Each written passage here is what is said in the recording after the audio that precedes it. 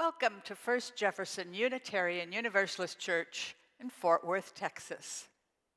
There is a book in the children's section of our Unitarian bookstore titled Unitarian Universalism is a Very Long Name.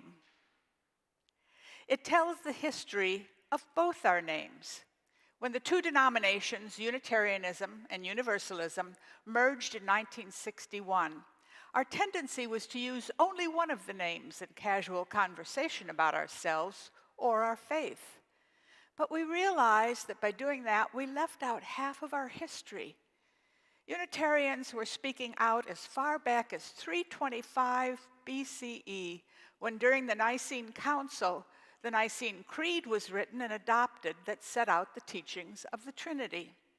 Now, some of the Christian bishops at that council argued that the teaching of the Trinity was not part of the Bible, and that one God was a large part of both the Hebrew Bible, which the Christians called the Old Testament, and the Christian Bible for the New Testament.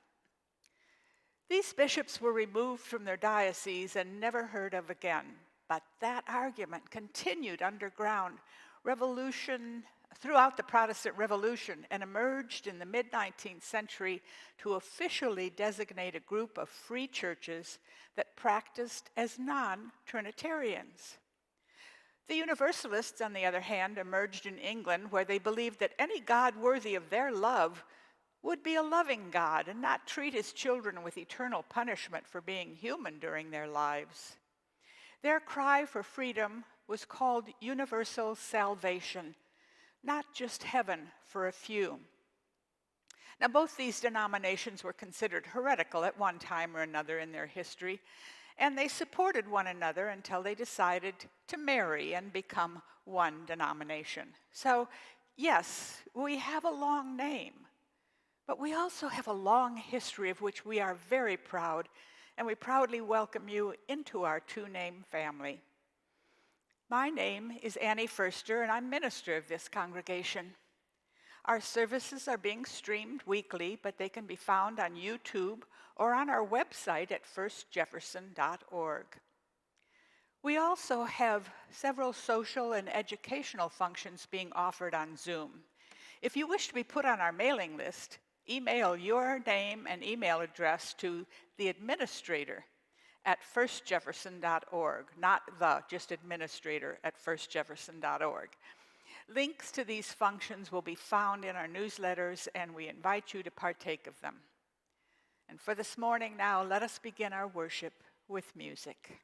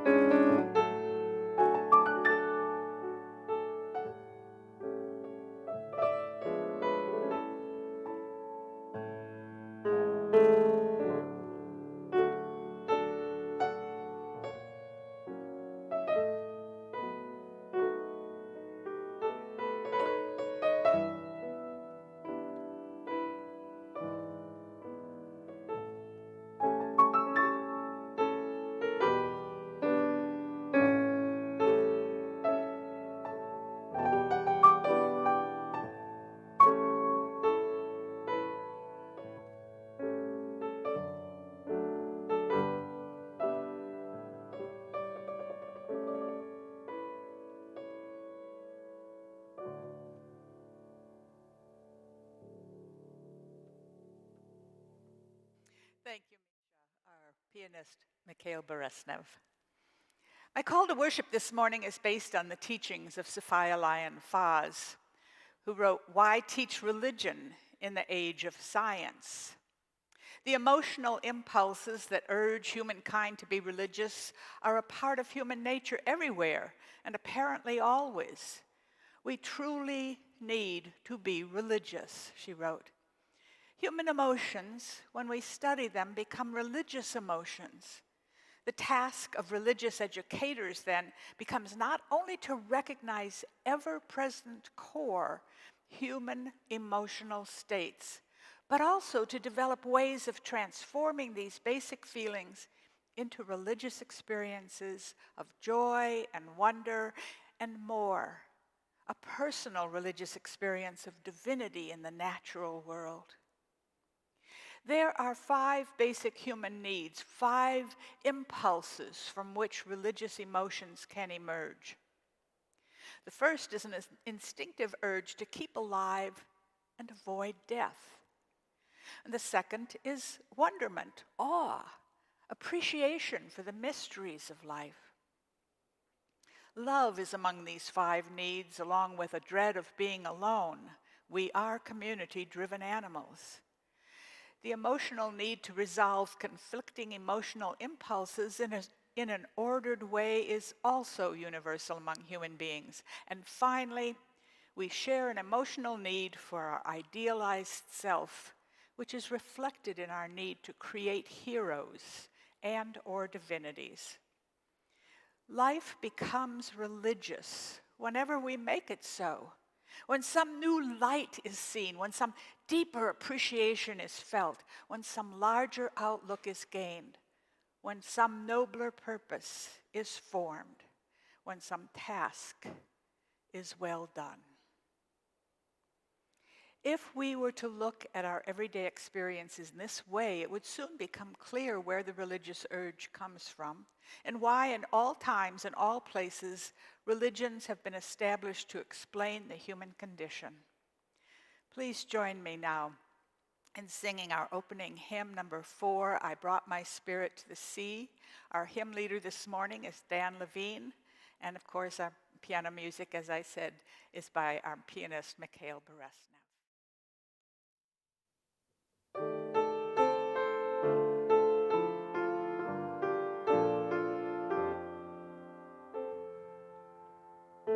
I brought my spirit to the sea. I stood upon the shore. I gazed upon infinity. I heard the waters roar. And then there came a sense of peace. A whisper calmed my soul. Some ancient ministry of stars had made my spirit whole. I brought my spirit to the trees that loomed against the sky. I touched each wandering careless breeze to know if God was nigh. And then I felt an inner flame that fiercely burned my tears. Upright I rose from bended knee to meet the asking years.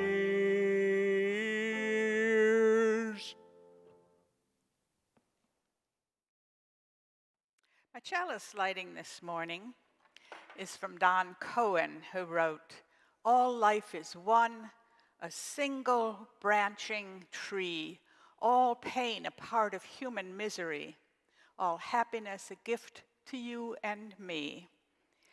Let this flame, which I light now, remind us of our shared humanity. And please join me in saying our covenant together. Love is the doctrine of this church. The quest of truth is our sacrament, and service is our prayer. To dwell together in peace, to seek knowledge and freedom, to serve others in community to the end that all souls shall grow into harmony with creation. Thus do we covenant with one another. In my service each Sunday morning, I offer 2 or 3 questions for you to consider, and then I give you my responses. Later on Tuesday evening, you are invited to a talkback to share your responses to the questions. This morning's questions are 3. 1, why teach religion in an age of science? 2, my first question is the answer that opened our call to worship, but the question that underlies the philosophy of Unitarian Universalist religious teachings is based on that. And the second question is religious education or religious exploration? In recent times, our own Lifespan Learning Council has changed the name from religious education to religious exploration. What's the difference? And finally, why is religion important? My first thought had been to make this question simply, is religion important? But then I realized my response was going to start with yes anyway, so I asked the question in a way that allows me to get right to the point. So my response to the first question is this, and I start with a story. I did not discover Unitarianism until I was 16, and then it was still just Unitarianism or Universalism. So I didn't ever experience a Unitarian children's exploration. My early religious education was in a Presbyterian congregation. Oh, we sang lots of songs in our classroom and in church. Jesus loves me, I come to the garden alone, shall we gather at the river? And we listened to Bible stories. The only story that I remember being enthused about from that time was the one about David and Goliath. I assumed David was shy like me, but brave enough to stand up to what he was scared of, like I wanted to be. But often, I had questions. For instance, if Santa Claus isn't real, how do we know God is? I even went so far to ask my questions of God himself. If you're very real, God, I would pray at night, leave me a sign. I've left my doll on the chair next to the toy box. If you really exist, put her on the dresser while I'm asleep, and I will never doubt you again. And are you real? Was just one of those questions. It was eventually suggested to me that if I continued to ask disturbing questions, I shouldn't come back to Sunday school. So I didn't return. My first experience with Unitarian Universalist religious education was during seminary when I volunteered to teach a class at the church across the street for extra credit. On that first Sunday, a little boy of about 8 rushed into the classroom and breathlessly told me, I asked my mom if God was real, and she said I should ask you because you know more about him than she does. Oh boy. I quickly adopted some of what I was learning in my own classrooms, and I told him, why don't you tell me about what you think about God, and then I'll tell you what I think. That way we'll both have the same understanding, if not the same answer. What I was learning in my religious education classes was mostly about a woman by the name of Sophia Lyon-Fahs and how she transformed religious education for Unitarians in the early 20th century by creating experientially based progressive models for religious education. Fahs was born in China in 1875 to a missionary couple, but came to the United States when she was 3. She admired her parents and their work, and when she was old enough, she insisted on taking classes in religion so she might know what ministers know. But she had definite ideas about children should be taught and how. And somehow she became connected to the American Unitarian Association, and she created several curricula for them. She said, the religious way is the deep way, the way that sees what physical eyes alone fail to see, the intangibles of the heart of every phenomenon. The religious way is the way that touches universal relationships, that goes high, wide, and deep, that expands the feelings of kinship. She said, we are resolved to protect individual freedom of belief. This freedom must include the child as well as the parent.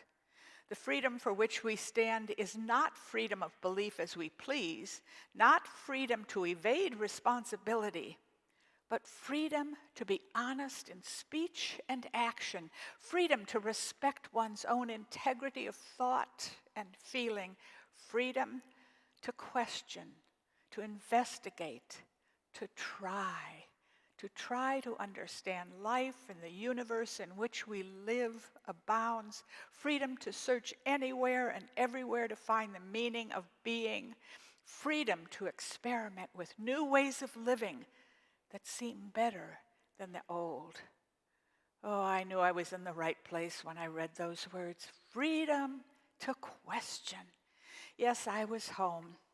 Tell me what you think, and then I'll tell you what I think. Oh, I could spend the rest of this hour telling you about the amazing things that Foz did in addition to changing the way we teach our children about religion and faith. But I'll save more of her story for another time. Let me just hit the highlights. In response to the question, why teach religion in an age of science, Foz reminded her readers that she wasn't asking why teach Christian religion, but religion shorn of doctrine and tradition. If religion is to survive in a day of advancing scientific discoveries, she wrote, it must find a way to be, on the one hand, intellectually sound, and on the other hand, emotionally satisfying. Foz herself became a Unitarian minister at the age of 82 and lived 20 more years after that, always exploring, always learning, always teaching children and adults to trust their own experiences, their own emotions, their own religious needs. Much of what we do today in religious exploration is based on the philosophy and teachings of this gifted religious educator. But let's stop here for a moment and listen to a story told by our religious exploration educator, Thomas Earthman. This is a story that Thomas created, and I think Sophia Lyon-Foz would have approved. Thomas? I would like to take you on a nature walk. Two things. One, it's not a real walk. Not today. We're not going anywhere. Two, it's a story. And like a lot of the stories I tell, it's a story that's not really about the thing that I'm going to make the story sound like it's about. We'll get there. What the story is about today is what I think my job is as a religious educator. And the way I'm going to tell it is a walk in the woods. See, one of the major divisions among religious people is that some religious people have a conservative view of religion, one that says, we know where we're going. We know how to get there. And if we all just follow our leaders, we'll all get where we're going. They may be right. I can't tell for sure. I'm a religious liberal. Liberal religion says we know where we are and we know where we're going. Generally speaking, we want to be on the other side of these woods. But we admit we don't know for sure what the best way to get there is. The woods are always changing. They change with the seasons, they change with the weather. The best road may not be the same for every person. Some people are path people, and that's totally okay. You can be a path person and still be a Unitarian Universalist. But some people are mud people. They want to go off-road. They want to go down the little trails. They want to follow the river. Mud people are perfectly welcome. Some people might even be tree people. If you can prove that you can do it safely, you can even swing through the trees to get where you're going. The thing is, not everybody can swing through the trees. Not everybody can climb through the mud.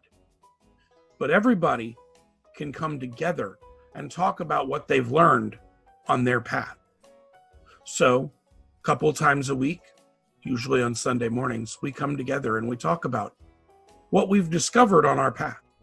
So somebody can say, hey, I went off-road and I found a brook. Well, somebody who doesn't like dirty feet might say, you know what?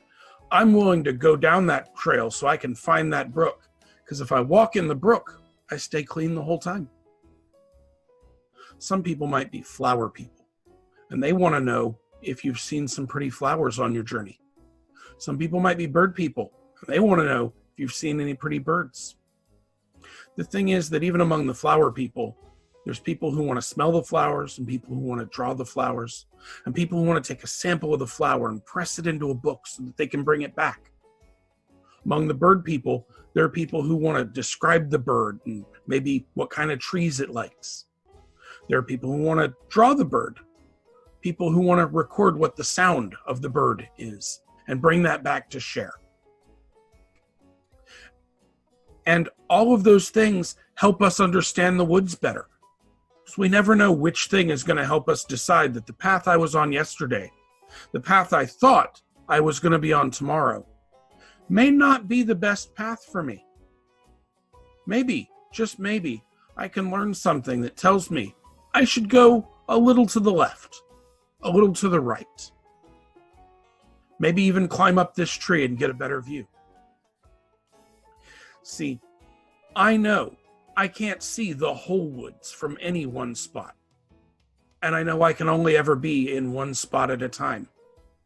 And since the woods are always changing, I know that the best way for me to figure out how to navigate them is to do it as part of a group, a community that shares their stories. And I've taken it on myself to be one of the people who collects those stories so that I can share them with even more people. So that as people find their way through those woods and exit the other side, we still have their stories for the young people who are just starting their journeys. To me, that's why being a religious educator is a lot like being a camp counselor on our walk through the woods. Thanks for your time.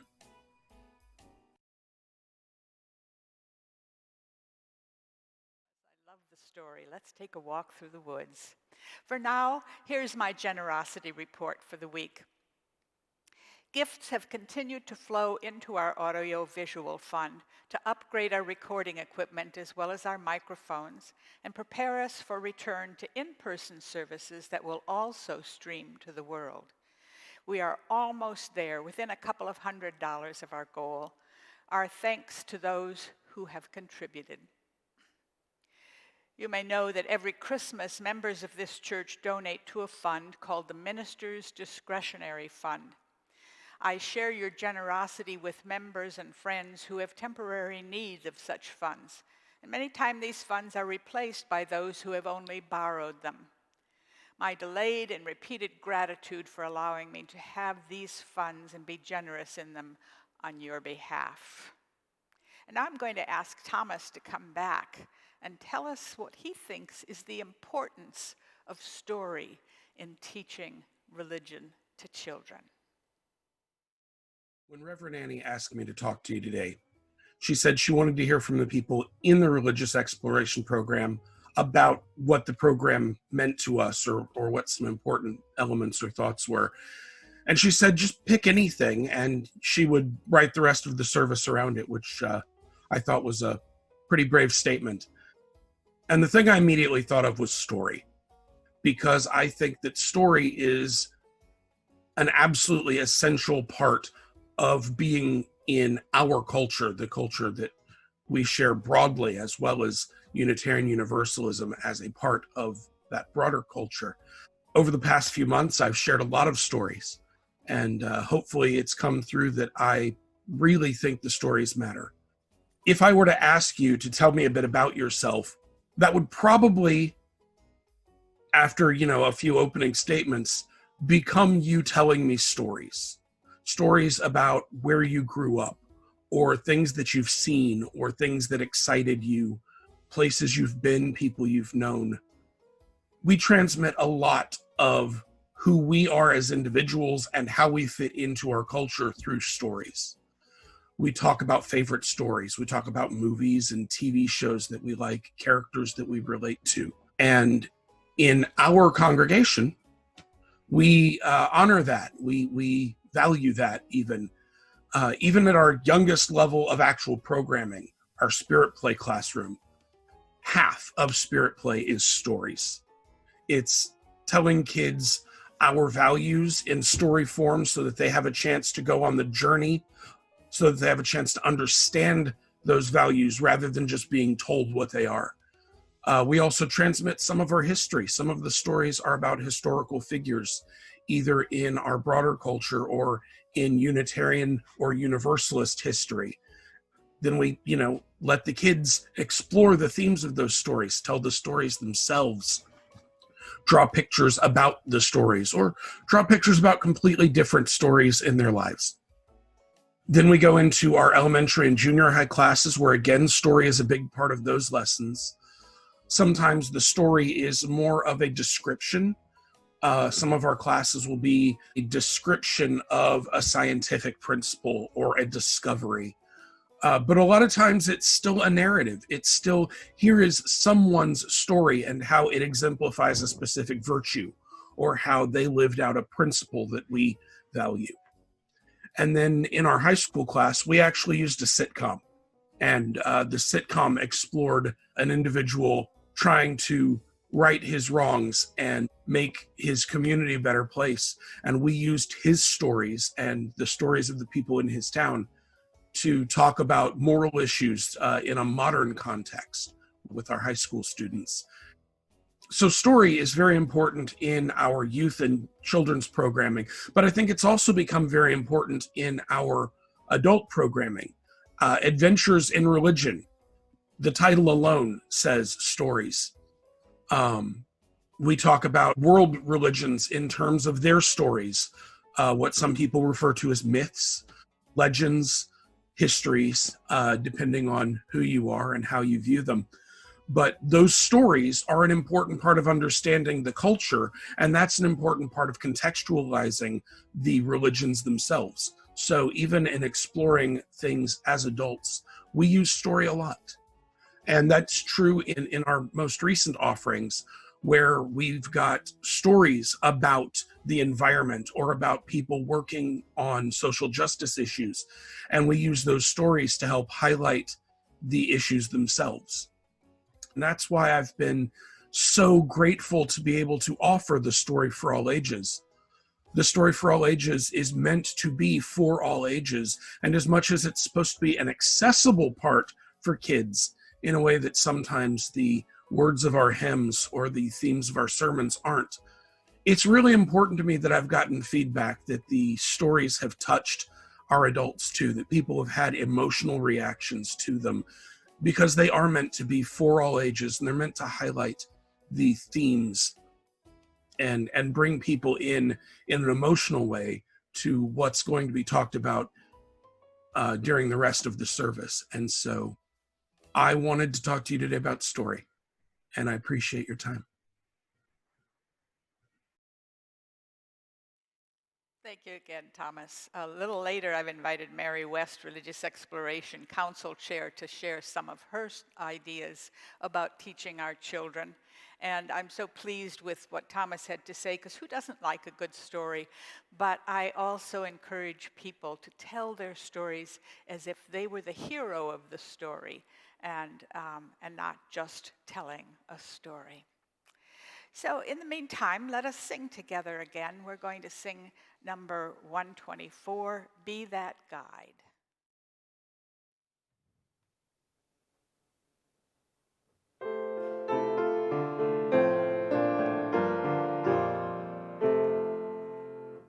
Be that guide whom love sustains, rise above the daily strife.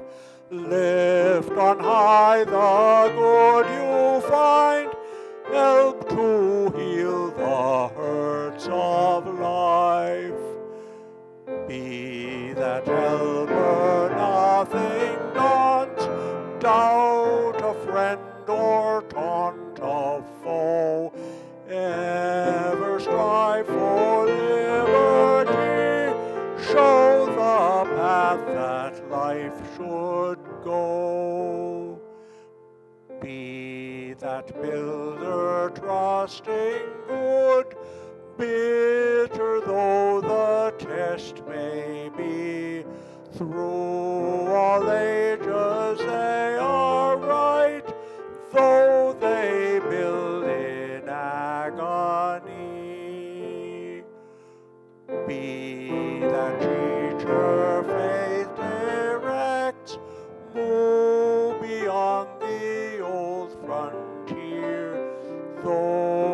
frightened fear that faith be tomorrow's pioneer.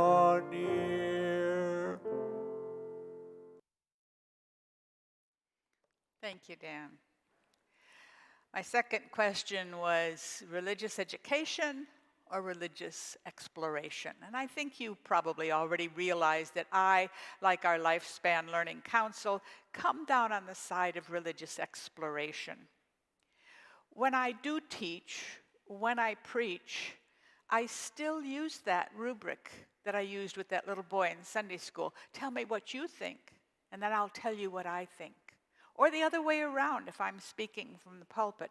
It's why I have set up that Zoom meeting every Tuesday evening called Let's Talk About It, to give you the opportunity to tell me your experiences and your religious understandings.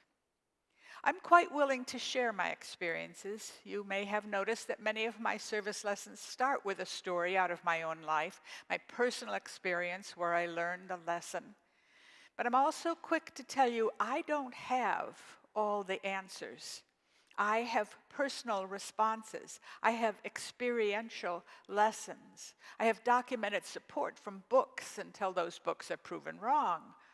I am of the strong opinion that religion and science can and should exist in the same place, that they need each other if we are to support the free and responsible search for truth and meaning. And I think it's important that our children have the same ability to share their experiences and be encouraged to learn from them. Unless you have children in our religious exploration classes, however, some of you don't have a first-hand experience of how we teach our children, what we teach them, and how we encourage them to ask questions and examine their own lives. And that's why I asked Mary West, chair of the RE Council, to share that aspect of our religious exploration philosophy with you, how the children learn. Welcome, Mary. My name is Mary West. I'm the chair of the Children's and Youth Religious Exploration Council here at First Jefferson UU Church. I'm also a teacher of RE. I've taught RE for almost 15 years. In that time, I've taught anywhere from kindergarten through high school, but the majority of the time I've spent in our 2nd through 4th grade classroom. First of all, I love teaching our children RE. I feel it's important to get them this information while they're young and impressionable. You know, children are usually tired of school by the time we see them on Sunday mornings, so our classes are a little different than what they may have experienced during the school week. We've changed the name from religious education to religious exploration to show we are serious that we don't want to have classes like a traditional classroom on our Sunday mornings. And also, our classes are more of a discussion than it is a lecture. We open up our classes with the chalice lighting, and in some of our classes, the children actually choose what words they want to recite as we light our chalice. We usually go on to a story. Now, our stories are really important because they come from any of our sources. We could have stories from the Bible. We could have stories from other non-Christian faiths. We also have some stories that detail the lives of our famous and our not so famous UUs when they were young. Sometimes we just have really good stories that somebody made up.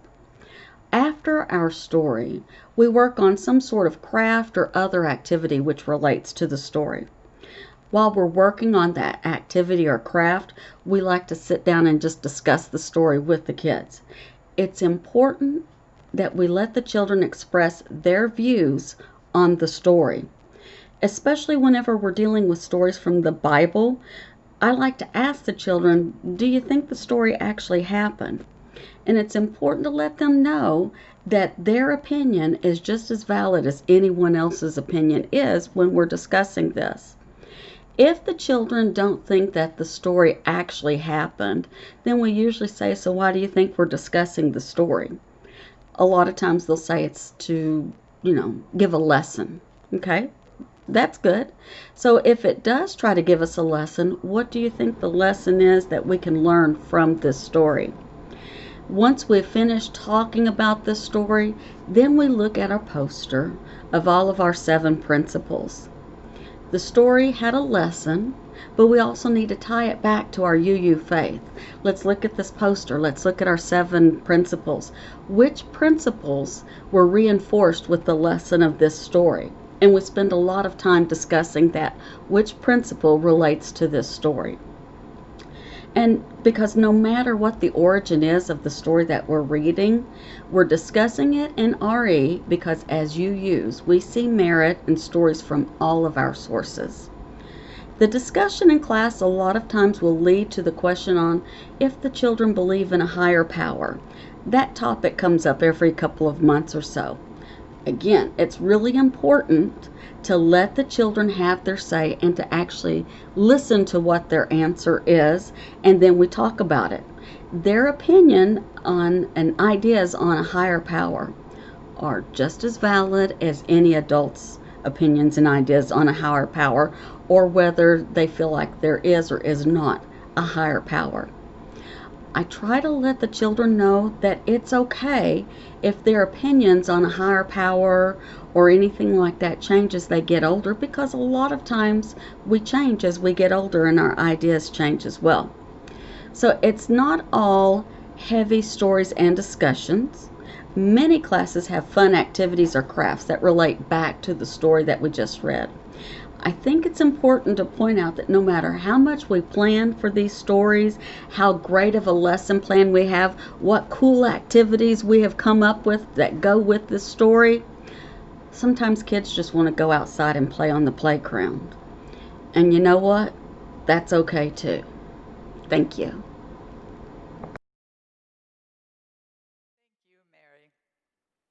This is the time in our service when we share the stories that live in this community. 2 or 3 weeks ago, I told you that Reneel Baker was without wheels and that his job requires that he has transportation. Well, I am happy to report that Reneel is back on the road and that his auto breakdown wasn't as bad as he had originally anticipated. I have been surprised a few times since March that in spite of the church being closed for services, I continue to hear from visitors who come by way of our recorded services. I get letters and emails asking for information, requesting ways to get involved. This week I met with a woman who had visited in person last February and who felt as if she had made some sort of connection and needed to check in to see if her impression of us had been correct. We had a lovely conversation in the library where we could be at least 6 feet apart with our masks on, and I invited her to attend any of the social and educational Zoom sessions we're offering. So if you see an unfamiliar face on your screen, be as welcoming as you are in person. You, our members and friends, are one of the reasons visitors keep coming back. I have a couple more announcements of stories of people's lives here that came in just recently. I got a letter from Jude Olson who said, I have been in Philadelphia the past 3.5 weeks to attend to my twin brother who has had a major stroke. He has been moved to rehab for all kinds of therapy. Please ask for prayers for his recovery. And I do ask you to keep him in your thoughts and minds and prayers. I learned that Patrick Gutierrez went into the hospital Friday to be treated for an insulin reaction, and he returned home Saturday. Patrick, be well. And finally, we all mourn the loss of Ruth Bader Ginsburg, a champion of the downtrodden, but supporter for equality and equity for all persons under the law. We have no idea yet how great her loss might be. Let us consider the stories that live in our hearts and our community and share a moment of silence to think of these people among us who are having their own joys, their own sorrows, their own stories to learn from.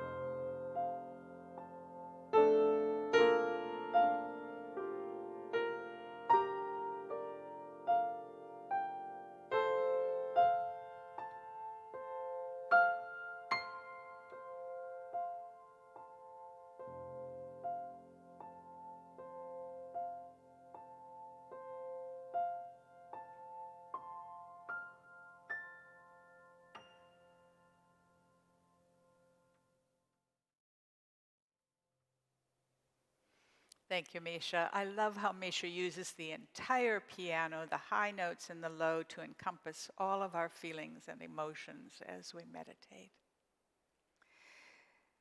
My third response, my question is, why is religion important? Now, if this were a term paper or a doctoral thesis, I suppose I would start with the question, what do I mean by religion?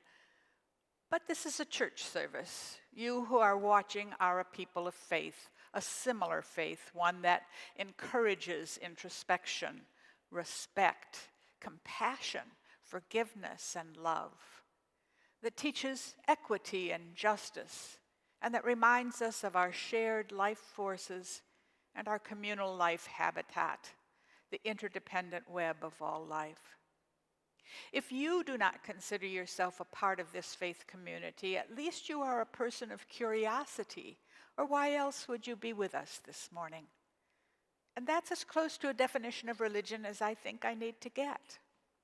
We are here because of our shared religious values and our shared questions. And these values are important if we want to live a life that improves the world which we share and brings happiness to ourselves and those with whom we come into contact. But we all know that children are not born introspective, respectful, compassionate, and forgiving, although they do seem to understand the give and take of love. They live in a bubble for many years where everything is provided for them. And they believe they are the center of their universe, because if we are to provide for their safety and nourishment, that is how we do it, putting them at the center until they are ready to see the rest of the world as separate from them. They are not even ready to consider who they are in relation to that world. But if they are to be good citizens of the world, they must know more than facts, more than the skills they are taught in school. They must learn to discover who they are and who they might become. Lessons learned only in community, although sometimes reconsidered in private, and practiced in community. And we have learned from experience, if we give them respect and compassion, they will learn to be respectful and compassionate. If we practice forgiveness, it will become a second nature to them. If all of this is done in an atmosphere of love, love is what will continue to radiate. We know only too clearly that justice and equity need to be taught. We know personally how long it took each of us who are light-skinned to discover and admit that we are a part of functioning communities that exist on the premise of white supremacy. And we are a part of what keeps that premise alive. I remember that lilting song from The King and I, where Anna explains that prejudice and hatred have to be taught, carefully taught. Unteaching that is part of a faith-based religion. I realize that part of the pushback I might receive when I say something like religion is important comes from the fact that some of you are thinking of a religion you long ago rejected for one reason or another, or a religion that your neighbor wishes to impose upon you that rejects the values you consider important. That's why I believe that a religion that does not allow questions, does not allow curiosity or scientific support and testing, is one I would no longer follow. But I still think religion, whose original meaning was to bind together, is important for right living. Why else would it be so prevalent in the human world? My own mother, I discovered, was a militant atheist long before she was a wife and mother. Yet she chose to send me and my siblings to Sunday school and church while she and my father stayed home to read the Sunday paper. When I challenged her decision later, blaming her for the confusion and fear I suffered when I was told as a teenager that I asked too many questions and didn't have room for faith, she said it was because she wanted us to be able to make our own choices. But, I argued, no one told me there were choices to be made. Well, Sophia Lyon-Fahs saw the danger in that as well, insisting that all religious choices be presented and explained to our children, that their experiences are important to the structure of their learning. Part of our curriculum, one we encourage for children and adults alike, is to understand the basis for other religious beliefs than our own, the problems of life they address, and the solutions they have developed for addressing them. Wisdom from the world's religion, which inspires us in our ethical and spiritual life, is one of the sources of our living tradition. So let the children learn. Let them learn about who they are in the world. Let them learn that there is both good and bad in life's progress. Let them learn justice. Let them learn love. Let them learn to forgive and to seek forgiveness. Let them learn to take care of the world when it is their turn, and of one another as well. Let them learn. And grateful for the religious pluralism which enriches and ennobles our faith, as our covenant reminds us, let them be inspired to deepen their understanding and expand their vision until, happy with their lives and its challenges, they go out to help make the world a better place where all people might have lives of freedom and challenge, honor, and faith. Please join me in our closing hymn, number 86 in the Blue Book, Blessed Spirit of My Life.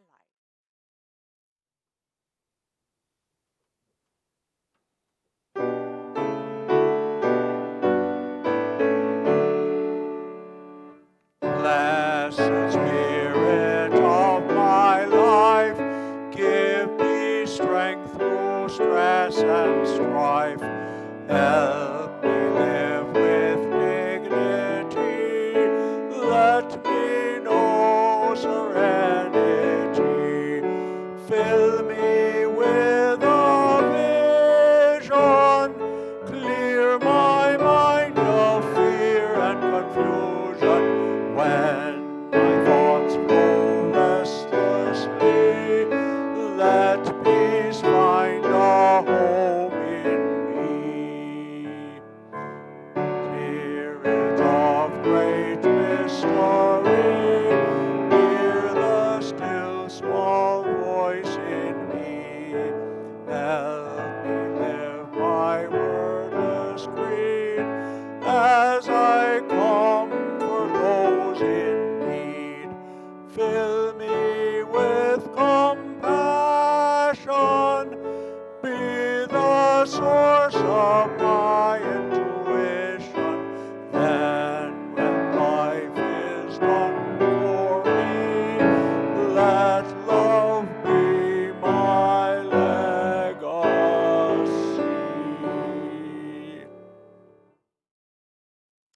Let love be my legacy. This flame has burned as a symbol of hope, a beacon of curiosity and truth that we may discover for ourselves. Let it never go out as we take it home in our hearts and our minds. My benediction this morning is from Simone de Beauvoir, who said, "One's life has value so long as one attributes value to the life of others by means of love, friendship, indignation, and compassion. So may it be in all our lives."